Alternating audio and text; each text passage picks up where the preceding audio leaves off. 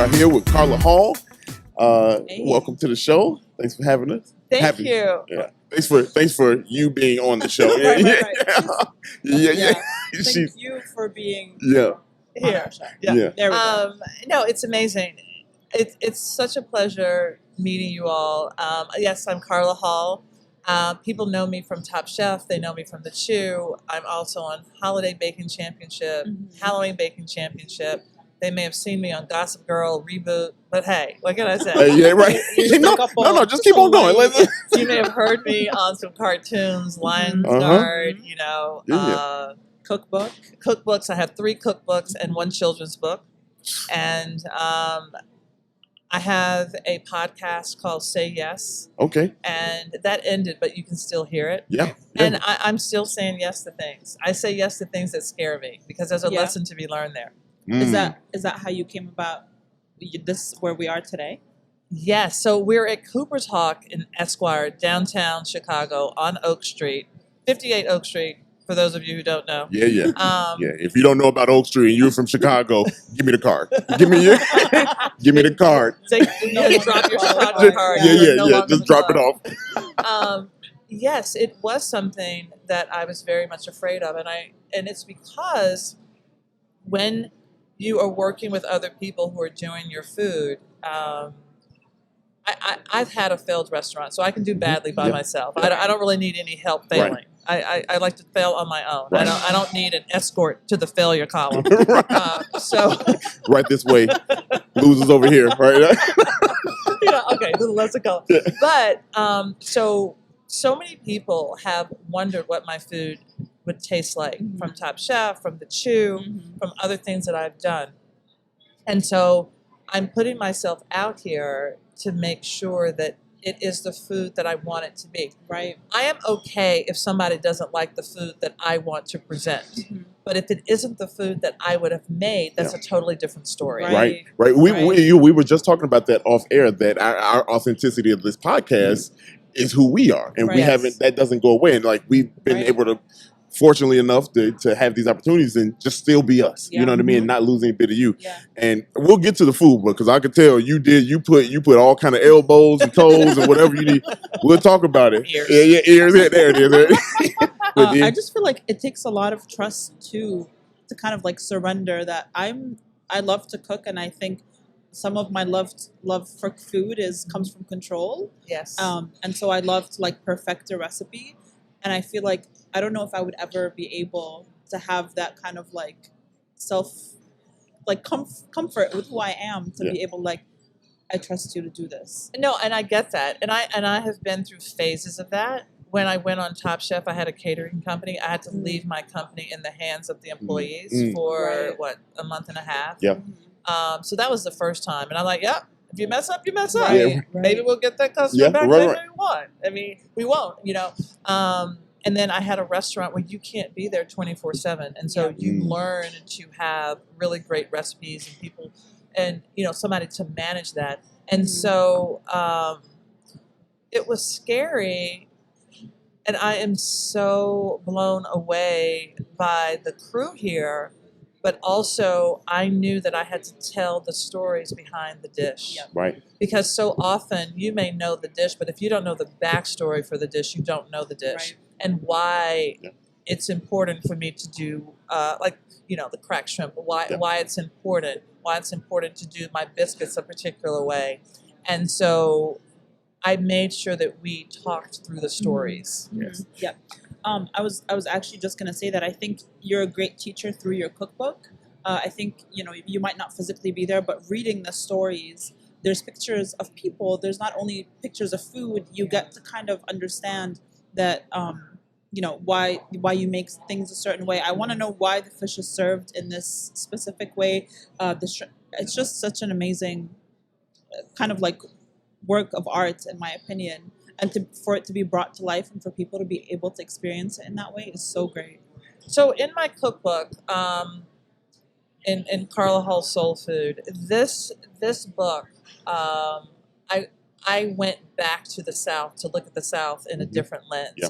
when you grow up in a place, it's so much a part of you, you somehow don't notice it. Right. You don't really notice what's great about it. It takes somebody to come into your hometown and say, oh my gosh, tell it's you so about good. yourself first. Right. Yeah. You know, and that was very much this book. So I went back to the South. I went through South Carolina. I was in North Carolina. I was in Mississippi. I was in Alabama. I was in Tennessee. I mean, I'm from Tennessee, but I went to other parts of Tennessee because I really wanted to talk to people who were there and older people to get a sense of what the food was like and why it was passed down.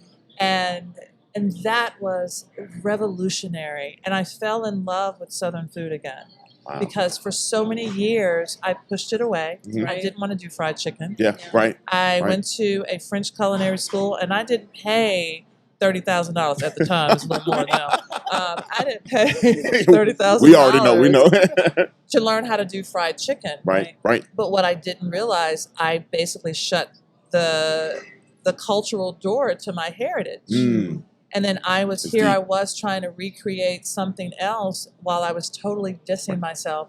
And so I went back to that. I'm like, I want to embrace my culture, my blackness, my food, soul food specifically.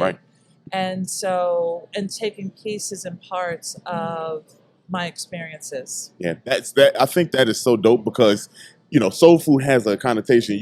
A lot of people is black food. You know what I mean? Like, but it's so much more. You know what I mean? There's story to it, and the way that you put together like a different puzzle. You know what I mean? And tell a different story through the food. I think it's such a dope thing because that's not normal lobster and macaroni and cheese. You know this shrimp is not the normal stuff. You know, so it's really cool that you were able to do that and like kind of find that. Was it? I know it felt good, but like, how good did that feel to kind of like just hone those? To come back to reality. Well, you know, in this book, I had to be so present, and so. We went to all these places. We were ending up in Nashville, and we were planning on kind of downloading everything that we saw, and we were going to do some recipe testing with Genevieve Coe. We had our photographer, Gabriele Stabile, with us, and we got to Nashville, and we were in this space that was so beautiful. It was that July sunlight coming through, and we looked at each other. We're like, oh my gosh, we really need to shoot here. Yeah. But we didn't have any recipes. We just had conversations. And so all of the summer recipes, I was going to the farmer's market. We were shooting them. I didn't even know what the recipes. It was whatever I wanted to cook. Yeah. And that's what you got in the book. I mean, it wasn't like, okay, you know, we're going to shoot the shrimp today. We're going to shoot the blah, blah, blah. You know, we're going to shoot whatever I make today. It's organic. Right. And then we had to go back and write the recipe. Wow. And so it was so special to be present and to see what is coming through me. So it was almost like that season set me up for everything else and to be present. And so this cracked shrimp comes from when I worked in the Bahamas and we did cracked conch. And we don't have conch here. No. But you can crack lobster, you can crack shrimp. And so I take these, you know, huge shrimp. And I remember when they first did it, and somebody last night was calling it, the fried shrimp. I said, no. You said, correction, I worked too damn hard. Shrimp. It is the cracked shrimp. Okay, let it be known. You looked them dead in their eyes. Yeah, I was like, no. Say it with me. Do me. Yep. It's the cracked Say it shrimp. with me. And so even in the kitchen, they were so precious with it. They didn't want to bang the shrimp. They didn't want to break it. I said, dude, you got to get in there. Yeah. Right? You got to bust that up. Yeah. You take it, you like this. You know? Yeah, you got to bust it up. And in doing so, you change the texture of the shrimp, which is very much like cracked conch in the Bahamas, which is, I was going there for 3 years or so. So it's a part of me, and it's a part of that, still the African diaspora and the black people who were there. And then we do the comeback sauce, which is a Mississippi sauce. I mean, it's what's so funny. Everybody's like, oh my gosh, I love this sauce. Child, this sauce right here has like 20 ingredients, but they're all necessary. It's like spice. It's stuff that you have in your pantry, but still. Yeah. and Trust me, y'all, so, it's necessary. It's necessary. That you can eat the shrimp by itself. You know what I mean? But like that sauce, a little bit of the lemon juice. Oh my goodness! Perfect. Oh my goodness! Yeah. Well, again, we'll get into it. It's like I don't want to jump ahead because you saying some things that are here in Chicago. Anybody that's in comedy or entertainment, and listening to this, she said in the present, you gotta say yes. Yeah. That's yes, and we're big in comedy here. So yeah, oh my gosh, improv. Yes. Dude, I would love to do improv. Can I just tell you? Speaking of which, so I did stand up. Okay, that was my question. You did? I do stand up. You do stand up? Absolutely. Shut your face. All over the city. All over the city. Yes. I'm a producer at Zany's and Laugh Factory. What? Yeah, yes, ma'am. Yes, ma'am. Oh my God. Yeah. Okay. Yeah. So I had been talking about, what's next and everything, and I was talking to Sherry about, I want to do like television. I would love to do a sitcom kind of comedy. She sends me a text. She's like, Carla, I'm doing this show. I read it. It was like, do you want to come? It was at Christmas time in LA. And I was like, yeah, I want to come. Child, I go back to reread that text because reading is fundamental. Riff, y'all. Riff. And it was, do you want to be in the stand-up show that I'm doing? Oh, boy. Wow. With Kim Whitley. Oh, boy. Wow. Oh, with Kim Whitley. And I was like, and I said yes. And I was like, oh, my God. I didn't read this. And I go back and say, oh, my God. I'm just realizing what the text said. And been a great misunderstanding. Do you think I could really do it? Because I was like, there's no way I can do this. Do you think I can really do it? And so she was like, yeah, I think you can do it. And so I did it. It was 15 minutes. You did 15 your first time? I did 15 minutes. I'm going to look dead in this camera right now. Look, Carla Hall did 15 minutes her first time misreading a text message. What? You know what? I got up there. I said, look, I misread a text message. That's why I'm here. Wow. Why are y'all here? Oh, that was a fire opening there. That's a fire open. You got it. Go ahead. Yeah, you in there. Yeah. I mean, honestly, look, you here for a while now in Chicago with this menu. Oh, no, I'm not here that long. Okay, you cannot. Look, let me tell you. You know what I did? I said, if all else fails, I will write a recipe for y'all. So I had... and mail it to us. I literally had recipe cards. I wrote out recipes because if I get up on that stage and I can't pull it through, I said, and I forgot something. I went to the site. I said, you know what? I can't remember what I'm saying, but there's a recipe. I said, I went like this. That's hilarious. Oh, you got to get on stage. You got to get on stage. You let me know. You let me know when you want to get on stage. So we literally interviewed Chef Kwame for his new cookbook, and Dario did the same thing and was like, you have to do a show. He got on stage. He came back and he did a show at Laugh Factory. Right before James Beard Awards. So are you kidding me? I'm dead. And I'm much funnier than Kwame. Oh, Kwame, you hear that, Kwame? Kwame, I'm not going to dish you like that, but dude, you know I am. Uh-oh, we got to have both on there. Let's get it. Oh, that would be hilarious. That'd be funny. Again, hey, the door's open. So, but no, you know what? Seriously, so I really do want to do a one-woman show. Okay. Mm-hmm. I want it to be comedy, storytelling, and food. Mm-hmm. I mean, that is. I have been visualizing it. I want to do it. I was just sitting in my space today, and I was reading a book, and they were talking about daydreaming. And I sat there, and I was like, what do I want to daydream? And I was dreaming of myself being on stage doing this show. Yeah. I mean, you're already doing it. Stories and food. And you're funny. Yeah, so. Right. And you got a lot of energy. So, y'all, last night, before this recording, Carla had a party here for the new menu. And she was bouncing from every table for like 5 hours. And that was the second round. I was like, what? Like, you have a lot of energy, so you got it in you. Yeah. You got it in you. This is what 58 looks like, everybody. Hey, go ahead. I'm just saying. See snaps. You know? I worked out that morning. I worked out this morning, because when I'm on the road, there's certain things that I have to do. There's certain food that I actually have to have. And a lot of times people will send me to a place and they're like, oh, where are you going to go and eat? And it's this. And so that's why I have lighter dishes on the menu. Right. Yeah. Because I think, what would I want to eat if I was only here in town? That's smart. Yeah. That is so smart. I was going to say, how did you narrow down hundreds of recipes? Wow.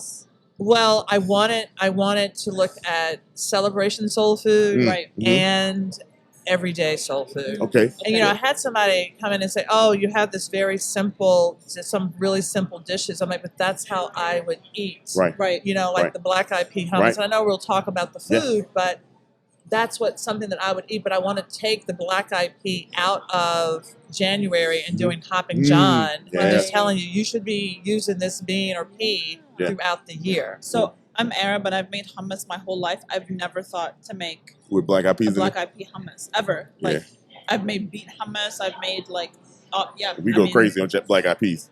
Yeah. Oh, it's January. You right? Yeah, January. January. New Year. Yeah. Oh my goodness, y'all, you funny. Like for you, like you funny. So let's talk about the food. Yeah. Let's talk about. So y'all, we are on the Gold Coast. If we haven't put that together, we're on the Gold Coast. We are here in Esquire by Cooper's Hall. The most expensive seed. Yeah, right. And the most expensive seed in the street. Yeah. So just a quick notes about Esquire here. So this was a former theater, also. Right. So former theater, 23,000 square feet. There are 3,000 different wine bottles. Now, if you're ever familiar with Cooper's Hawk has Cooper Hawk wine, but this has wine from all over the world.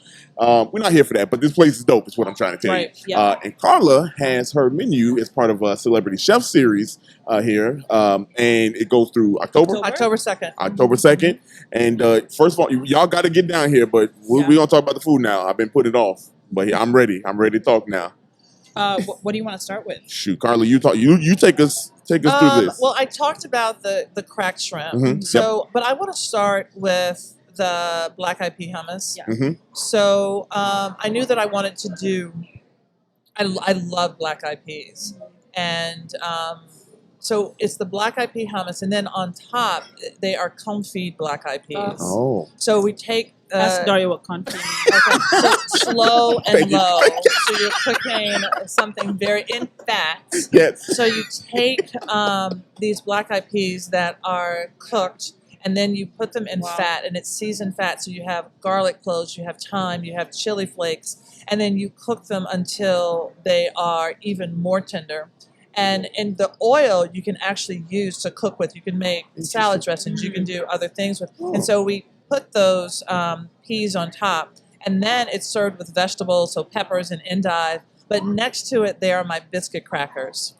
And I don't want anybody to try to make these without the name Carla Hall in front of it. Okay, Carla Hall's Stacey's biscuit pita crackers. chips. Yeah. These are Carla's biscuit crackers. Okay. Let 'em I know. have visualized myself on the end cap at Costco. Let's go. I have taken a picture of myself, and to put on my vision board, I've crossed out Stacey's pita chips and put Carla's biscuit crackers on the picture. Go ahead. So Go ahead. in my vision board. Photoshopping out here. I love it. I'm with it. saying. I got that energy. So this was a leftover biscuit that we used to have in the restaurant, and we would cut them down Okay. and then toast them, and they can be sweet or savory. You can change the spices, and it's just such a great little cracker. It's a great reuse. Yeah. That's a great Yeah. reuse. Yeah. Dude, But is that the same biscuit? yeah, Oh wow. Oh, Yeah. so it's from this biscuit it's right a here. biscuit cracker. Oh, okay. Yeah. I got it. I get Okay. Carla's. Like, do you want me to Carla say it? Hall's You want me to say biscuit it? Yeah. Look, I was talking to somebody last night, and I said, "Did you have the biscuit?" She said, "Oh my God, I love the black eyed pea biscuit hummus." fine. I said, "Did you have the biscuit cracker?" She's like, "Wait, what?" I said, "The little bread, little cracker thing." She said, "Oh no, I didn't eat that." I said, "Why not?" It came with it. I told you, Carla was pulling up on people at the table. She was Look, I sat down at her table in my own chair force fed her. You to ask her why did that go back to the kitchen. So anyway, so now she knows. So now she knows. yeah, you know. I like it. So the snapper. Mm-hmm. I have to tell you, one, it is deboned, a whole snapper, and it is just so beautiful. I wasn't going to do catfish, but I really wanted to do a fish, again, thinking about vegetarians, pescatarians, and you have the barbecue spice roasted carrots, Okay. and then you have pop sorghum. How Yeah. fun is the Yeah. pop sorghum? Yeah, I don't know what that is. Okay, do you know popcorn? I do. Okay, you know sorghum. Mm-mm. Okay, it's a grain. Oh, And then you need to know because it's indigenous to Africa. okay. They put me on, y'all. Look, Your this real. ancestors. Okay, all right. Right. See, this is why we're having this conversation. So we're having this conversation to educate our black brothers and sisters. Okay? Yes, we don't know nothing about ourselves. Carla got me. She got me. This is like an everyday soul food. Okay. So millet, sorghum, fonio, are all of these grains that come out, that are indigenous to Africa, that come out of Africa. So I was so sure that I wanted to use those. Yeah. And so a fun way to do it is to pop it like popcorn. So they're these tiny little bits of popcorn, but it's actually a grain. That is amazing. Carla, confession. I did not know grits were made out of corn. Can you believe that? I didn't. Can you believe that? I feel like I needed to say this right now. You need to say it. What else don't you know that I need to take your card? You were trying to take a Chicagoans card. We need to take your black card. Oh my God. Oh no. I didn't know. It's gone. I'm gonna try to get it back. I'm like, oh my God. Okay. That's okay. It's all right. I'm not gonna shame you. No, it's all right. You were the big enough man to say you didn't know. Thank you. I mean, do you like grits? I love them. Do you put sugar in them? Absolutely not. Okay. There you go. See? Look, give my black card back. Okay. We're gonna each hold it in. Okay. Because we're like, okay, we go. Okay, we still not giving it all to you. I still got my fingers on your card. At least I got my fingers. My fingers are still on your card. Okay. But yeah, so that, and then what I want to give a shout out to the executive chef here, Nate, who deboned that fish. Wow. And you look at it and you don't realize that it is deboned. I didn't know that. Yeah. Yes. That's amazing. And the presentation is still there. That fish is still swimming. That fish is still swimming. It's swimming to your mouth. Yes, it is. Yes, it is. Okay. Yes, and then you have that carrot emulsion. It is just such a clean, nice dish, and it's a real surprise. Yeah. I want to talk about the lobster mac and cheese. This is the ultimate comfort food dish. Yes. It is, a lot of people talk about, oh my God, I make great macaroni and cheese. I use like 6 cheeses. I use like 9 cheeses. I use 1 cheese. 1 cheese. I use 1 cheese, and I know how to use the 1 cheese well. Okay. So what's the 1 cheese? The 1 cheese is an extra sharp cheddar. Okay. And I double down with mustard powder because it pops the sharpness of the cheese. Okay. And then, so we make a cheese sauce. And then we take the lobster shells, make a stock, reduce that, and fold that into the sauce. Okay. So the lobster goes all the way through. And then we use the shells because by using the shells, they are little cup holders for the sauce. Look at, go crazy. And then when the whole thing goes into your mouth, it just pops with flavor. Take us to church. Okay, it just pops with flavor. And look, we're not giving you flakes of lobster. We giving you pops. We're giving you some tail meat. We're giving you a lobster tail. You can see the lobster. Look at this. What? And then we got some claw meat. Go ahead. We don't just have flaky flakes. No. We have chunky chunks. Yeah. Oh, and I messed that whole chunk up last night. Dude, let me tell you. You were chewing for at least 2 minutes on your like claw meat. You're like where is it? Where is it? No, it's all in there. So, and what is so great about this, because it is a celebration dish, and I know in soul food, we like our seafood, and we love lobster, we love crab, so it is absolutely like this beautiful double down of a celebration dish. And you know what it's topped with? It's topped with cornbread croutons. I was hoping you was going to say it, yeah. Yes. Because when you go to my grandmother's house, she would make the cornbread, but only when you were on the inside of the door. And she made the most beautiful mac and cheese. And I got to say this, like, we didn't know Granny was having Alzheimer's until her mac and cheese went south. But I was like, you was like, oh, this tastes a little different. What's wrong with you? What happened to it? I think this is just some pasta swimming in milk. It's all right. But I'm just saying. So, we kind of knew when Granny was going south, but it was because of the macaroni and cheese. So this really is about my childhood, and now I'm the culinary matriarch. So now the mac and cheese is all right in the world. It's all good. Now, because I'm the culinary matriarch. This is the mac and cheese. I got to talk about the hot chicken. Yes, you do. Because if you don't, I will. I am from Nashville, Tennessee. And, there's a part of me that doesn't want to call it Nashville hot chicken. I want to call it Prince's hot chicken just to give the credit to the family who actually are the originators of hot chicken. But I have my own version. It is crispy skin. To perfection, y'all. To perfection, y'all. And it is not by accident. Whenever you come here, it's still going to be crispy. It's not a fluke. For real. Is she not joking? No. It's like perfect. Right. Like it's perfect. It's like, it looks like almost like the prop type of food. You know what I mean? It literally does. It's too perfect. And you know what? I was very specific on wanting a smaller bird. The chicken's organic. When you bite into it, it's going to be really juicy. It's all those spices on it. We do all dry spices. We don't introduce anything wet, because when you introduce wet in the chicken, I know y'all like buttermilk fried chicken. I know you like buttermilk fried chicken. Buttermilk is wet.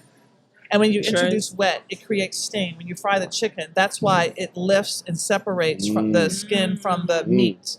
So if you want to use buttermilk, I would suggest you take buttermilk and put it in your flour mixture for that tang. Just a little something. Just a little something. Just a little advice. Help you out. Help your skin. Yeah. You know what I mean? Like, oh my God, I double dredge and I do the buttermilk.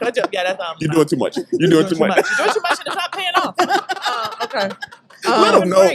I love this energy. So, and then we do my buttermilk biscuits, which I have a service. I've made biscuits for people. When I was in New York, I make biscuits with strangers. Like if you came up to me and you were like, "Oh my God, hi Carla," I'm like, "Hi, what's up? Do you know how to make a biscuit?" And then you would be like, "Yes or no," and I'm like, "Look, even if you didn't cook, I'm like, I want you to be able to recognize a good biscuit when you go out because I've had too many people send me to a biscuit spot and it's trash. It's trash. Trash. I mean, dry, flaky, just trash. What? So you need to not only make it but recognize, right? Yeah. So, and that's in a coleslaw because this is fatty. You have that cleansing, just nice a very simple coleslaw. And then I was about to say, what's up, sweet tea soda? Y'all, amazing. Y'all, this right here. Come on, you talk about it. Talk about it. I love ginger, and I love the stalk of mint that's in there. It's just perfect. I had it spiked last night, and then I slept for 10 hours. And then I was like, let's do How many did you have? 3. Okay. Oh, well, and it was with bourbon, y'all. Yeah. Oh, and I love bourbon. Yeah. I was going crazy last night. I probably had like 6 of them. Not even joking. He was dancing. He was eating the chicken and dancing at the table. Carla had me eating with my elbows on the table last night. The food was so good. I mean, I was getting that. Family reunion. Okay. Oh yeah, I was having fun. Yeah. This is like the perfect summertime drink, right on time for us. Man, first of all, y'all, tonight, by the time y'all hear this, it's over. But this is your, you're late. No, this is your opening night. It's the opening night. I'm really excited for fans to come and have the menu for the first time. The night before, last night was media night, and it is just be super fun to talk to people. Yeah. I love talking to people about my food and about the stories behind it. And I'm excited. And you're just so nice. We're so nice, incredibly nice. I was telling her before. I was like, the number one question we got was, "Is Chef Carla as nice in person as she is on TV?" And I'm like, nicer. I mean, like better. Yeah, I mean, like better. Yeah, I mean, like what you saying, Luke? No. I mean, like it's as advertised and then some. It's just fantastic. Well, I mean, I truly believe that when you have fans, my fans are why I have a job. Yes. I am grateful. I don't get it twisted. I know that it can be taken away at any moment. And so in the moment, I am very grateful. I'm also grateful that I have this expression here at Cooper's Hawk that the chefs have done such an amazing job in understanding my essence. Right. And I went back to talk to them yesterday just to say thank you because it was so freaking busy. Yeah. It was. And they were humping in the kitchen. They were going crazy. And I just said, I just want to thank you all. You're doing an amazing job. And a couple of them said, this food is so fun to make. Yeah. It really looks fun. I mean, it's fun to eat. It's very, very fun to eat, y'all. But I can imagine that. And you being your personality, I mean, it shines through. It really does. It really does. Everything is colorful. Y'all, you going through when? October 2nd. October 2nd. And let me tell you. Yes. But without them loving that, and it wouldn't make any sense. Right. Yeah. And so it couldn't continue through October 2nd. Right. And so they have embodied it. And I want to impress upon people. So Tom Colicchio was first. Yeah. And then that's for 3 months. The kitchen has to basically open up a new restaurant, shut it down in 3 months, start over, shut it down in 3 months. Learn Tyler the Florence recipes.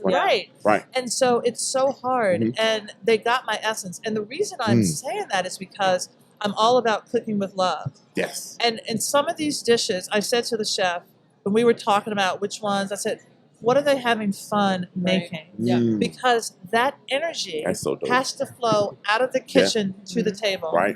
That energy is going to show. Exactly. Show, so they have to have fun. And I'm like, if there's a dish where they're not having fun, we're going to take it off because I want you to feel that joy in your food. Yeah. Wow. It's definitely. Well, I can do this all day. All day. Carla, any final thoughts? Anything you want the people to know? Parting words? Oh, wow. Okay, first of all, Chicago, I love you. And I know this is all over. I love Chicago. I've gone on record publicly to say how much I love Chicago. I appreciate you two actually discovering all of these different neighborhoods and what they have to offer in Chicago. And I mean, you could just do that in one area and just think about how many different neighborhoods and cultures there are. Right. And so I think when people go out to eat, go to somewhere new, a culture that you don't know, because if you understand the person's food, you understand that culture a little bit more. For sure. Yep. Absolutely. Yeah. So y'all, again, Carla, thank you. We appreciate you. Thank you. Y'all come out here for real. Come out here through October 2nd. Yes. Get you some food. Get the biscuit. Get the biscuit cracker. The Carla's biscuit. Okay. Carla's biscuit crackers in cap coming soon. I'm not even gonna say that. The cracked shrimp. Yeah. Oh, hey, one last cheers and get out of here, y'all. Let's do a cheers. Cheers. Cheers To Carla. Thank you guys. Thank you, Esquire.